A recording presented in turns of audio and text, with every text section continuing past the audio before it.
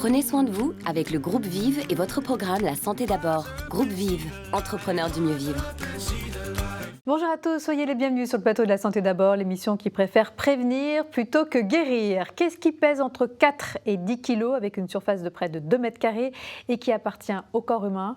Eh bien, c'est la peau, c'est l'organe le plus lourd et le plus étendu de notre organisme et qui surtout peut nous apprendre beaucoup sur notre état de santé. Alors, comment bien comprendre notre peau et surtout comment en prendre soin? On en parle tout de suite sur le plateau de La Santé d'abord.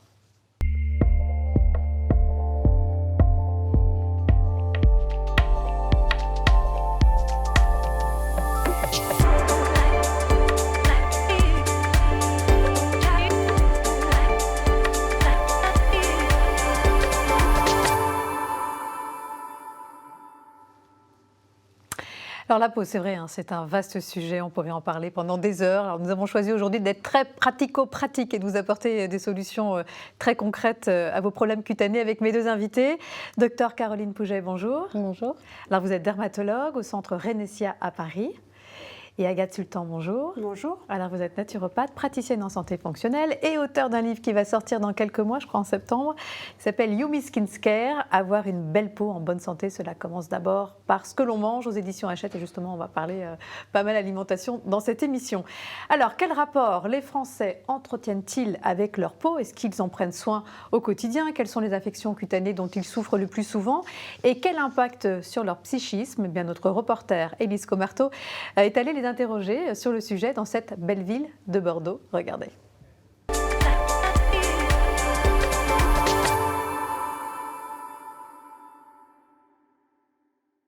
J'ai vécu en Afrique tout le temps, je ne me suis jamais protégée. Et là, je me rends compte que peut-être j'aurais dû. Et voilà, donc je tartine mes enfants à fond les ballons. Par exemple, si nous sommes en colère ou si nous avons des problèmes dans notre vie, ça va directement s'apparaître sur notre peau. Par des boutons, par diverses choses comme l'eczéma, tout ça qui peuvent arriver. Ça fait des taches brunes, comment ça s'appelle, le masque de grossesse. Voilà, j'en ai pas mis un jour et j'ai commencé à avoir des taches. Ma peau, moi, à part quand je bronze, elle change pas, quoi. Je fais quasiment rien, je me lave juste avec de l'eau. Moi, en fait, j'ai beaucoup de coups de soleil en fait, sur le visage, vu qu'elle c'est un peu fragile et tout. Puis j'ai les joues rouges surtout, donc c'est un peu compliqué. Et effectivement, j'avais beaucoup de boutons à une époque. Et là, je vois aussi avec moins de stress, je vois que j'en ai moins. Quand je suis fatigué ou que j'ai trop bu, des grosses cernes, toutes rouges, qui arrivent. Pas de secret. Si, le savon d'Alep, pour le coup ça marche bien, c'est un savon gras. Donc, YouTube et des TikTok, il faut faire ceci, il faut faire cela. Moi je pense que il faut garder sa peau pure. J'ai aussi de l'eczéma quand je suis stressé sur les avant-bras, des trucs comme ça. Ouais. Donc ouais, ma peau, je suis obligé d'en prendre soin, de faire gaffe. Quoi. Arrêter le tabac, c'est clair. Aujourd'hui, là, ça passe à travers les nuages. Donc voilà, mettre une crème protectrice, c'est tout. Et ne pas s'endormir avec le maquillage. Voilà, c'était mes super conseils du jour. Voilà, taches, rougeurs, boutons, eczéma, les Français pourraient nous en parler aussi pendant des heures de leurs problèmes de peau. Alors, quelques chiffres quand même, 16 millions de Français souffrent de maladies de peau, ce qui va avoir un retentissement sur leur psychisme, un retentissement beaucoup plus important qu'on pourrait le penser. C'est normal, la peau c'est notre carte de visite, c'est la première chose que l'on donne à voir de nous. Mais les maladies de peau, docteur Pouget, sont un peu les grandes oubliées de la santé publique. Comment on l'explique ça ? C'est vrai qu'il y a peu de dermatologues formés. Il faut savoir qu'il y a peu de postes en fait à l'internat pour cette spécialité. Donc c'est une spécialité qui est surtout féminine. Pour former un dermatologue, il faut 11 ans, donc c'est quand même long. Ouais. Et du coup, c'est vrai qu'après, au niveau des délais d'attente pour se faire soigner, on est sur environ 4 à 6 mois pour une consultation de suivi. Oui, les choses pourraient s'améliorer ou pas? Alors les choses pourraient s'améliorer si on augmentait du coup le nombre de postes pour cette spécialité, si on réorganisait un petit peu aussi le parcours de soins, ça veut dire commencer par consulter son généraliste et orienter après sur le dermatologue si le traitement n'est pas efficace. Et puis après, effectivement, voir si les traitements peuvent être mieux remboursés, parce que c'est vrai que souvent on prescrit des choses qui ne sont pas du tout prises en charge. Donc ça peut poser problème pour certains patients au niveau du traitement. Bon, alors là, on le disait, les maladies de peau ont un impact sur notre psychisme, notre morale, mais à l'inverse, 80% des maladies de peau auraient une origine psychologique. D'ailleurs, dans le micro-trottoir, il y en a beaucoup qui parlent de stress et d'eczéma. La peau parle de nos émotions, alors comment l'expliquer, Agathe ? Je pense que le stress peut nous faire réagir. En fait, quand on a le système orthosympathique qui va se mettre en place, on va avoir une vasoconstriction, etc. Ça peut faire apparaître des rougeurs, des taches, de la sudation, etc. Et donc ce sont deux organes en fait qui sont hyper connectés, peau et oui, complètement. Oui. Peau et cerveau. Alors si notre peau révèle nos maux psychiques, elle est aussi le reflet de notre état de santé, Agathe. C'est-à-dire qu'elle peut nous en apprendre beaucoup sur. Oui, la peau c'est un émonctoire au même titre que notre foie, nos reins, nos intestins, nos poumons. C'est un organe qui permet aux peaux, qui permet au corps d'éliminer les toxines, soit qu'il fabrique tout seul, soit qu'il va recevoir de son environnement extérieur. Et en fait, tout dans les approches causales comme en micronutrition ou en naturopathie, chaque symptôme exprimé par le corps va être le signe d'un dysfonctionnement, de quelque chose qui se passe mal. Alors, par exemple, c'est à écouter. Donc, par exemple, des boutons, de la sécheresse, une démangeaison, etc. Et donc, il faut écouter ce que ça veut dire. En l'occurrence, on sait qu'il y a un lien très important aujourd'hui entre le microbiote intestinal et le microbiote cutané. On en revient toujours. On en revient toujours là. On sait que ces deux microbiotes communiquent. Ouais. On ne sait pas forcément encore très bien parfaitement comment, mais il y a une communication par voie hormonale, par voie immunitaire, par voie sanguine, par voie alimentaire. Et donc, il est fondamental de prendre soin de notre microbiote intestinal. Quand on a de l'eczéma ou des boutons ou des rougeurs, etc., oui. Il faut aller rechercher un éventuel déséquilibre dans du notre microbiote. Exactement. Alors, ce qui est très important pour la santé du microbiote, c'est la qualité des glucides qu'on va apporter dans notre alimentation, sa qualité, sa quantité. Faire attention au sucre, pas trop. Faire attention au sucre raffiné, au sucre ajouté.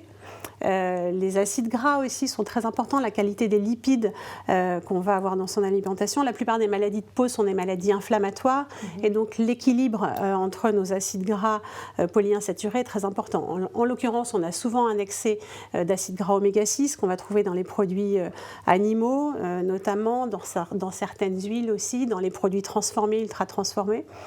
Et une carence en acides gras oméga 3 qu'on va trouver dans l'huile de lin, dans l'huile de colza, dans l'huile de camille et surtout dans les poissons. Voilà, ça revient, je le répète notamment dans les poissons gras. Et en fait, l'équilibre entre ces acides gras oméga 3, oméga 6, ont un impact sur la gestion de l'inflammation. C'est très important d'équilibrer ça. Puis il y a beaucoup de micronutriments aussi importants à apporter. De faire des bilans. Bon, alors justement, nous allons aborder plus en détail les affections de la peau les plus fréquentes et voir comment les prendre en charge aussi bien sur un plan médical que sur un plan micronutritionnel. Parlons déjà de l'acné des adolescents qui démarre au moment de la sécrétion des hormones sexuelles lors de la puberté. Plus de 3 adolescents sur 4 seraient touchés selon les études. Il y en a quand même certains qui y échappent. Comment on l'explique ça ? C'est génétique, c'est une bonne hygiène de vie, c'est... Oui, c'est difficile à dire. Ouais, c'est souvent une hygiène de vie, c'est souvent les facteurs héréditaires également. Et puis, c'est vrai qu'il y a des adolescents qui passent à travers. Ouais. Et puis, chez les femmes, beaucoup, ça peut être après, en fait, justement, à cause des facteurs tels que pilules, etc. Des jeunes qui, finalement, n'en avaient pas, se sont mis sous hormonothérapie, enfin, sous pilule, et à l'arrêt, ont une poussée d'acné secondaire. Oui, on dira quelques mots justement sur la pilule, mais quelles sont les différentes prises en charge que vous allez proposer, vous, en fonction de la sévérité de l'acné, parce qu'il y a différents, effectivement, stades d'acné. Alors, sur une acné légère à modérée, on va être souvent sur un traitement local à base de crèmes qui sont sur prescription médicale. Ça va être du peroxyde, de benzol, ça va être de la dapalène. Et sur les acnés un petit peu plus, on va dire, modérés à sévères, on va avoir 2 types de traitements. Ça va être soit des antibiotiques par voie orale, qu'on va prescrire en cure un peu longue, sur 3 à 4 mois. Donc là, souvent, ça perturbe un petit peu le microbiote. Et souvent, on ajoute du coup des probiotiques, mais c'est bien d'avoir une prise en charge du coup nutritionnelle à côté.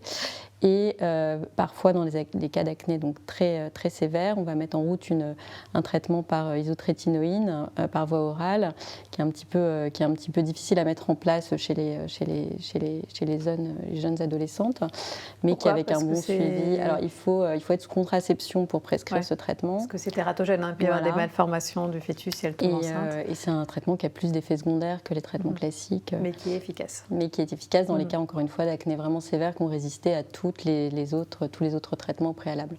Alors, quelques mots justement sur la pilule contraceptive, on en parlait, qui est quand même prescrite assez facilement, même aux très jeunes filles, hein, dès qu'elles ont quelques boutons, et alors qu'elles n'ont pas forcément besoin d'une contraception. Qu'est-ce que vous en pensez ? C'est un petit peu dommage, effectivement, parce que effectivement, ça va bloquer la maturation hormonale de la jeune fille. Hein. C'est long, cette maturation hormonale, ça peut durer 10 à 12 ans de trouver l'équilibre. Des cycles soient bien réguliers, exactement, avec trouver un bon ovulations de bonne entre qualité. l'estrogène, la progestérone et la testostérone, qui est une composante majeure des survenues de l'acné. Et donc, en bloquant l'ovulation par la prise de pilule, on va bloquer cette maturation. C'est pour ça, comme le disait le docteur, que quand on enlève cette pilule, en général, on a cette acné qui revient parce que la maturation hormonale n'est pas là. D'accord. Du coup, on se retrouve avec trop d'hormones mâles, ce qu'on appelle l'hyperandrogénie. Voilà, exactement. D'accord. Donc, attention, la pilule peut masquer en fait des problèmes et ne pas les prendre en charge. Oui. Alors, parlons également d'un phénomène qui prend l'allure d'une véritable épidémie depuis ces dernières années. Enfin, épidémie, on verra si c'est vraiment le cas. C'est l'acné de l'adulte, hein, qui concernerait surtout les femmes. Alors, en quoi est-elle différente de celle des adolescents et comment la prendre en charge ? Bien, nous sommes invités chez vous, Caroline, dans votre cabinet à Paris pour une consultation. C'est un sujet de Damien Desmi. Regardez.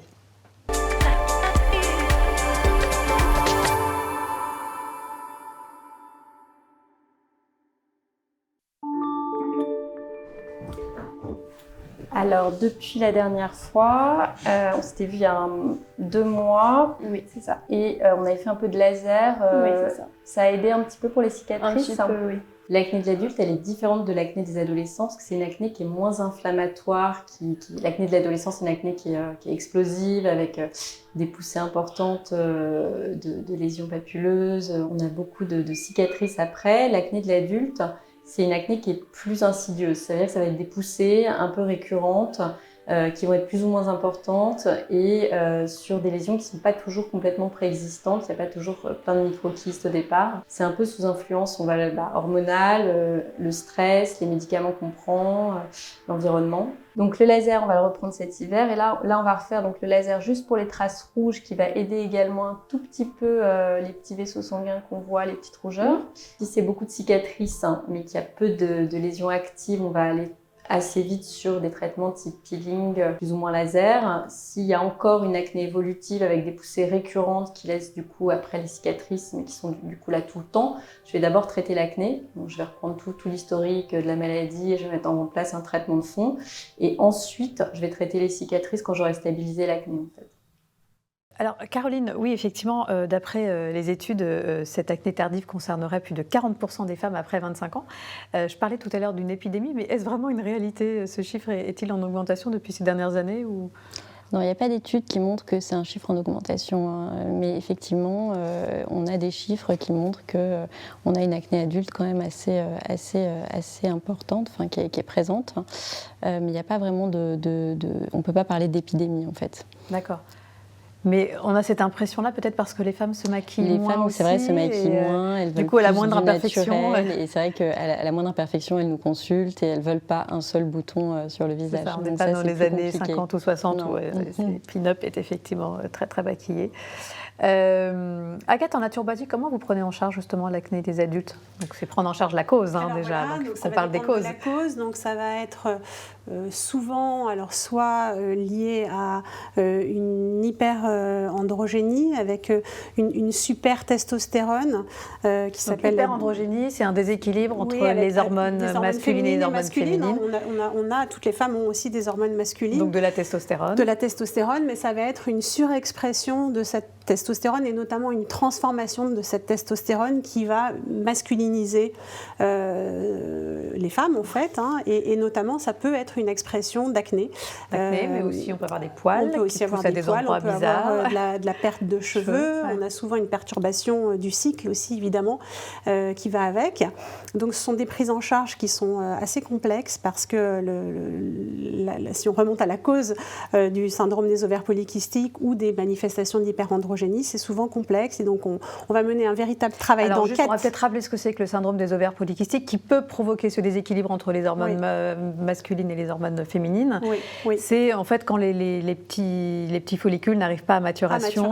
Exactement. Du coup, il n'y a pas des ovulations qui sont de bonne qualité ou avec des régulières. cycles très longs, de l'acné, des poils qui poussent partout. Et ça peut être une cause d'acné tardive. Absolument, absolument. C'est une cause assez importante. Et donc là, on va essayer de comprendre, est-ce qu'il y a une mauvaise régulation de la gestion des sucres avec trop d'insuline? Est-ce qu'on manque de progestérone? Est-ce qu'on manque d'œstrogène? Est-ce qu'il y a un excès de prolactine? Est-ce qu'il y a une hypofonction thyroïdienne sans que la thyroïde soit malade, juste elle ne fonctionne pas suffisamment bien? Tout ça peut faire qu'on va avoir une surexpression de cette testostérone. Est-ce qu'on a des récepteurs trop sensibles à cette dihydrotestostérone?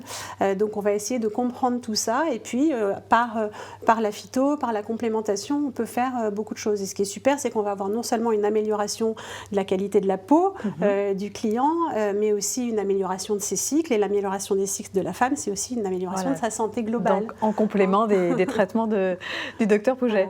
Alors parlons d'une autre affection qui concerne 2,5 millions de Français et en particulier des jeunes enfants, c'est l'eczéma. Alors, ce cas de critère, déjà, Caroline, peut-on faire le diagnostic? Comment le différencier d'un psoriasis? Parce que ce n'est pas toujours évident. C'est des plaques rouges. Le psoriasis, ça va être plus squameux, plus épais. On va avoir un revêtement, un épaississement de la peau avec donc là, un aspect blanchâtre. Ça, c'est du pso, on est d'accord? Ou c'est de l'eczéma? Ça peut être aussi parfois un eczéma un peu lichenifié, chronique, qui a été beaucoup gratté, mais... Dans ce cas-là, on reprend l'histoire de la maladie, on reprend les antécédents et on arrive facilement à identifier l'un ou l'autre. Le psoriasis, il y a une cause un peu, donc il y a un problème immunitaire au départ. L'eczéma, c'est un peu plus complexe. On sait que c'est plurifactoriel. Il y a la génétique, il y a l'environnement, il y a la cause allergique. Ça démange beaucoup l'eczéma et c'est vrai que ça peut être suintant, ça peut être effectivement assez invalidant. Alors que le psoriasis, ça démange aussi, mais un peu moins. Ça démange aussi, c'est un peu, mais en général, c'est vrai qu'on est plus sur des lésions type ce qu'on vient de voir là en photo. Une prise en charge médicamenteuse, oui, qui existe évidemment pour ces deux pathologies. Oui, bien sûr. Alors, ça va être un traitement local au départ si on est sur une infection qui est relativement limitée, à base de crème type cortisone.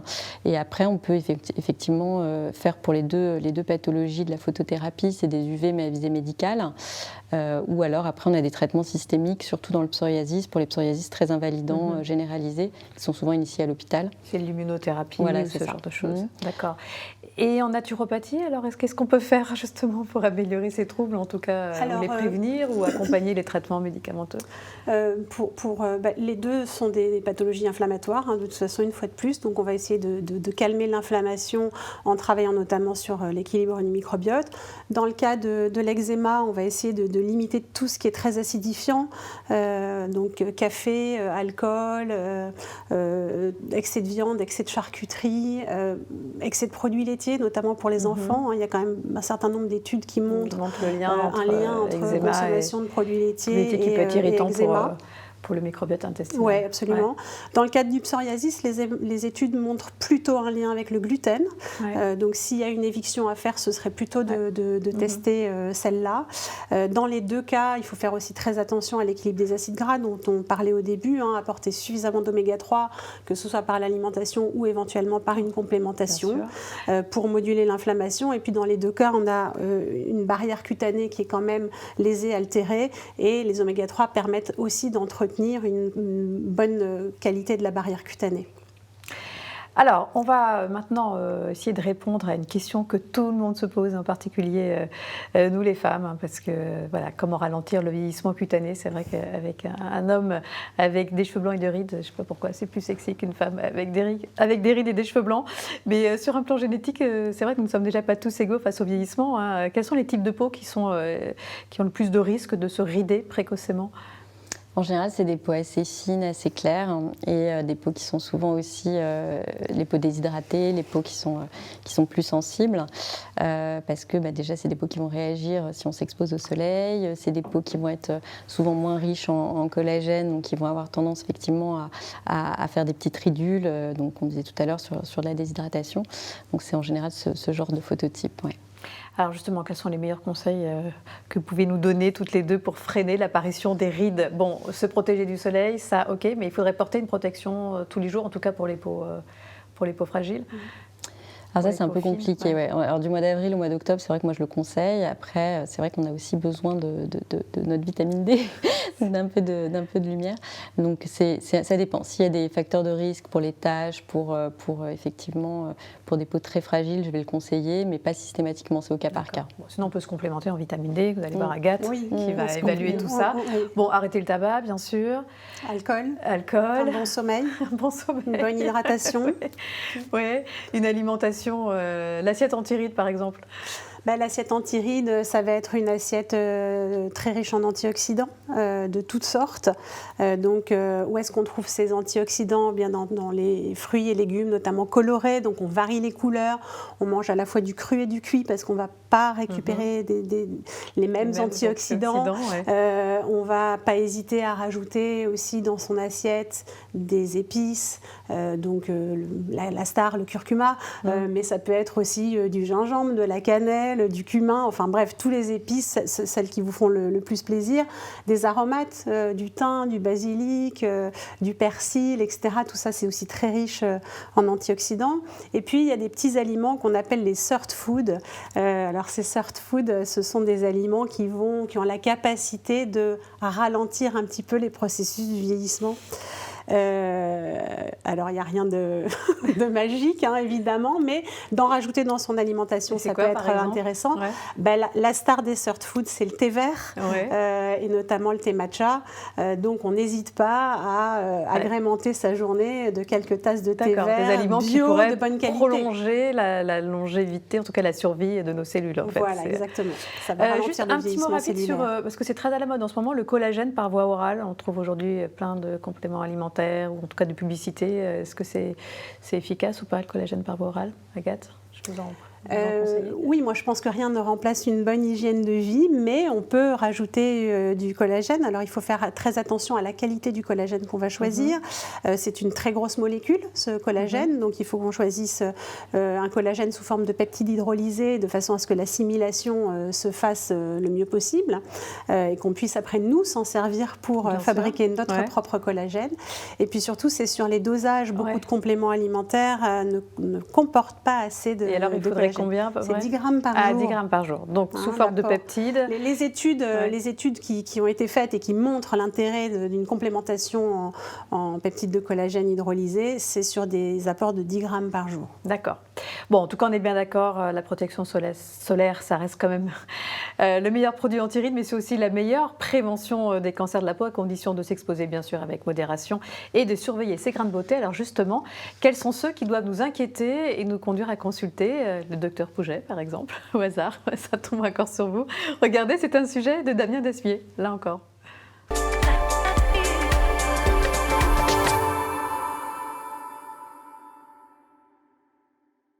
Il n'y a rien eu de nouveau depuis un an?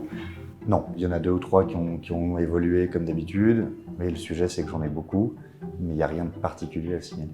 Quand on a beaucoup de grains de beauté, il faut consulter environ une fois par an, on va dire au mieux, et sinon tous les 18 mois, le patient aura du mal à se surveiller lui-même. Ça veut dire qu'il aura du mal à noter s'il y a une nouveauté ou s'il y a une modification d'une des lésions. Si une lésion est à risque, ça permet aussi de limiter les dégâts parce qu'elle va être diagnostiquée très tôt. Donc il n'y a pas eu de coup de soleil cet été, pas eu d'UV en cabine. Pas eu d'UV en cabine. D'accord, vous avez été sage. Il faut consulter quand on constate une nouvelle lésion, il y a une lésion qui apparaît de manière récente, avec par exemple une anomalie, on va dire de pigmentation d'emblée. Et sur les lésions anciennes, s'il y a un changement depuis quelques mois, quelque chose qui va sortir finalement de l'ordinaire. Ceux que je vais regarder, c'est ceux qui sont un petit peu irréguliers au niveau de la couleur, de la forme. Parfois, je vais faire un peu toute la ligne pour me rassurer. Si j'ai une suspicion sur un grain de beauté qui me semble problématique, je vais soit faire une surveillance et du coup revoir le patient dans 4 mois et voir si j'ai une évolution. Soit je vais le retirer d'emblée parce que je ne vais pas vouloir prendre le risque de le surveiller et que je me dis que peut-être le patient va pas revenir et que je ne vais pas prendre ce risque-là. Donc là, je fais une petite exérèse, j'envoie au laboratoire d'anatomopathologie qui va me l'analyser et je rends le résultat et en fonction du résultat, on décide de la prise en charge. Voilà, je crois qu'on ne le répétera jamais assez. Le diagnostic précoce est essentiel dans la lutte contre le cancer de la peau. Il faut s'inspecter régulièrement ou demander à son conjoint de le faire. Mais sinon, à quelle fréquence on doit montrer ses grains de beauté à un dermatologue? Alors, s'il y a un antécédent évidemment de lésions malignes, on va le faire une fois par an ou tous les 6 mois. Ça dépend en fait du stade. Et sinon, en temps normal, s'il y a beaucoup de lésions, évidemment, je vais conseiller une fois par an. S'il y a des antécédents familiaux, et sinon tous les 2 ans.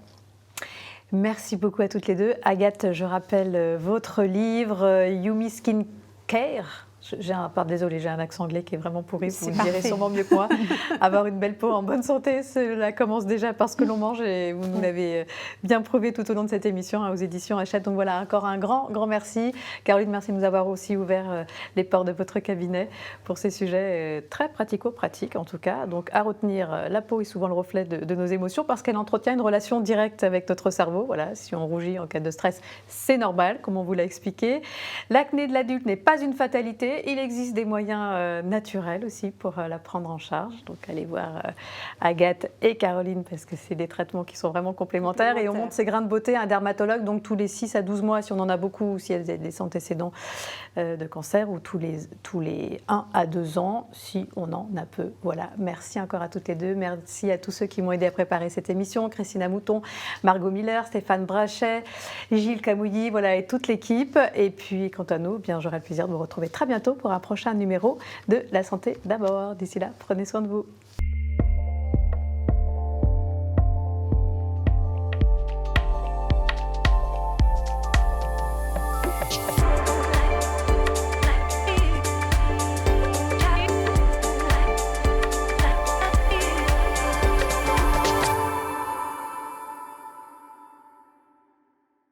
Le groupe Vive vous a présenté La Santé d'abord, le programme qui prend soin de vous.